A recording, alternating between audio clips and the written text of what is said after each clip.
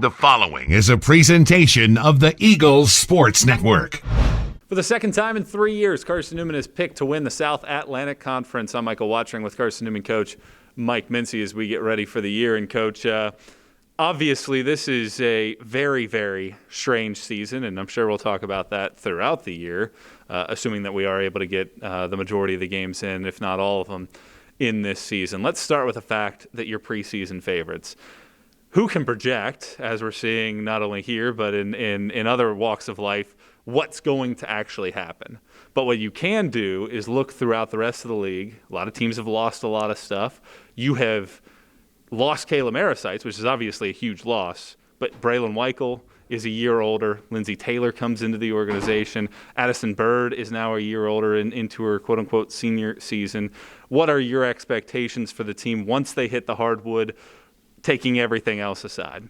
Well, obviously it's going back to the picking number one. I mean, obviously it's a preseason poll, and it's cliche to say, but doesn't mean a whole lot. But it is kind of nice that your peers have kind of put you up there as one of the teams that's good enough roster-wise to compete for our league title, assuming we can even have one. But it's obviously going to be a challenging year. I think it's already been a challenging preseason for anybody and everybody, and we're included in that. We did lose, Tori and Kelsey and Chandler and Kayla, and obviously Kayla was an All-American last year. It's going to be huge shoes to fill, but I do think that we have a nice returning core, and adding Lindsay Taylor, who was a all-freshman team member in the SoCon last year at Furman, and of course Skylar will be eligible as soon as grades are put in, for the second semester. So assuming we can get that far, I like our squad, and I think that we are probably one of the better teams. I don't know if we're one, but I think we're certainly up there with the best. The team has obviously evolved since the Elite Eight team from 2017-18, where it felt like if you put a player on the floor that was 6 feet or taller, it was pretty much Jekka Simile, or it was toward the end of the game, and you were just trying to run up and down. Now you do have some post presence. As you mentioned, Lindsay Taylor, Sydney Pierce has shown glimpses, especially at the end of last season. When you look at the makeup of this team, only 12 players deep, and as you mentioned, Skylar won't be eligible until the second semester, so 11 players deep. What do you want this team to look like once you guys are able to hit the hardwood? It's interesting how we have evolved, not only from that Elite Eight year, but even before that, to where, 5'11" was, to some degree, 5'11", 6 foot was the tallest guy we could get out there. But over the time, we've gotten bigger from the guard position. That Elite Eight team was obviously very special with good size and flexibility from people playing different spots and post players that can move. But we're more traditional now. I think, we're 6'3", 6'2", 6'1" on the block, and we can put any one of those guys out there. And then you got Harley and Addison Bird that can go and play on the block. Of course, we played Harley a lot at the 5 last year at 5'9".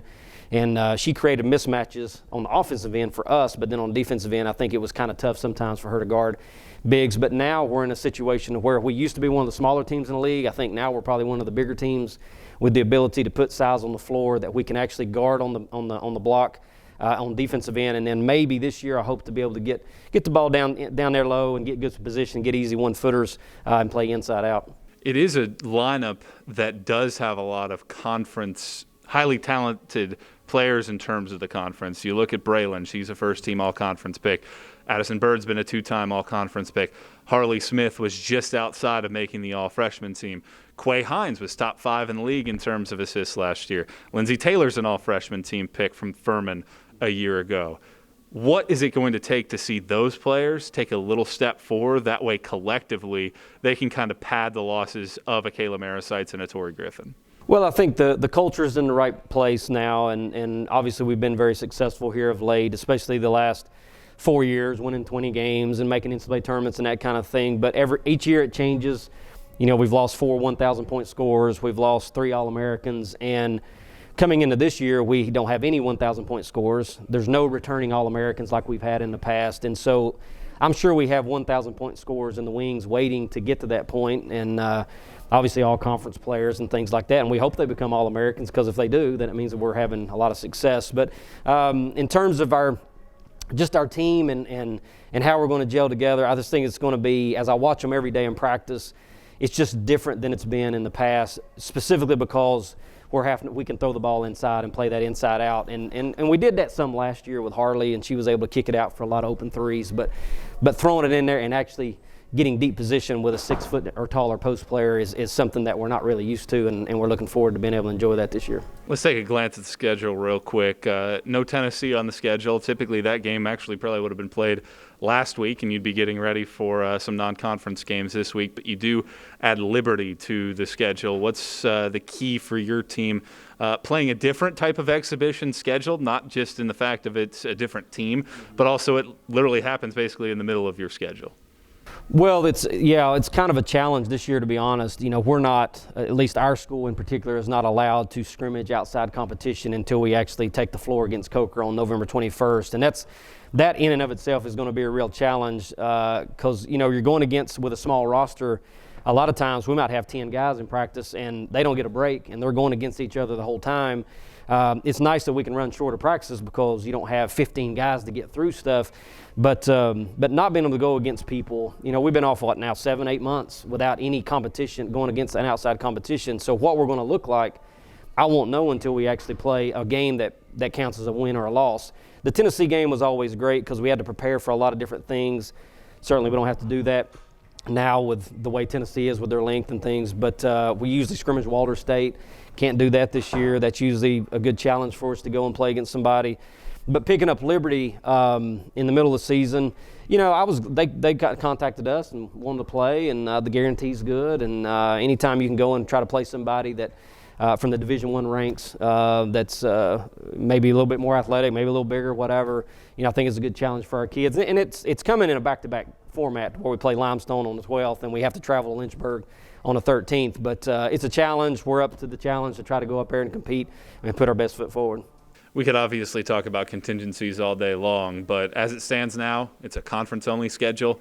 The way that it plays out, as you mentioned, Limestone joins the league, so that's a talented team that has now joined the league that is going to be a tough game for everybody in this league.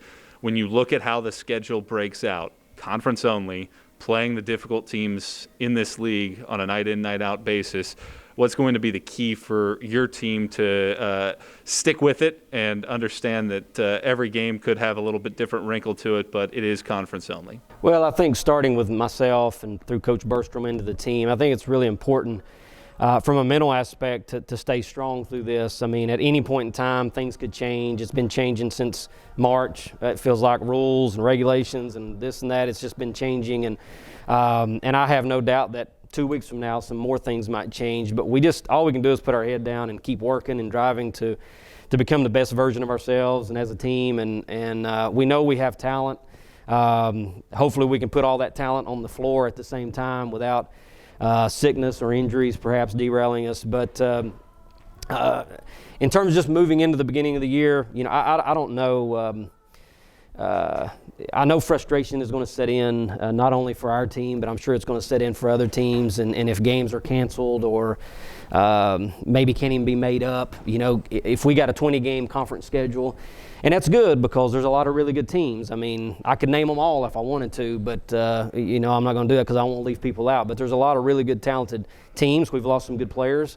But that's what's good about our conference is even though we may not be able to play out-of-conference opponents like we do in the past, we're going to be challenged enough in our own conference to try to be successful. And hopefully we can get through the season by playing 20 games. Is that reality?